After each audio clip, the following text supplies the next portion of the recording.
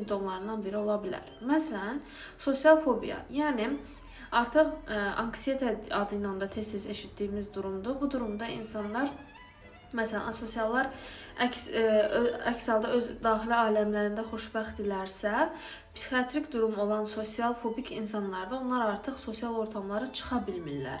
Yəni çox gərgin hiss edirlər özlərini. Sanki hər kəsin diqqəti bunlardaymış kimi, çox özlərini kontrol altında hiss edirlər. Sanki bütün insanlar işlərini, güclərini qutarıblar və bunları tənqid edirlərmiş kimi. Və yaxud da asosiallıq depressiyanın simptomlarından biri ola bilər. Və yaxud da otistik spektrə daxil olan insanlarda da görünür. Yəni otizm tipli insanlarda. İndi isə antisosiallara keçirik. Antisosiallar adlarından da göründüyü kimi bu insanlar cəmiyyətə qarşı, sosial mühitə qarşıdırlar. Yəni bunlar asosiallardakı kimi sakit deyillər. Əksinə qaydaları pozan,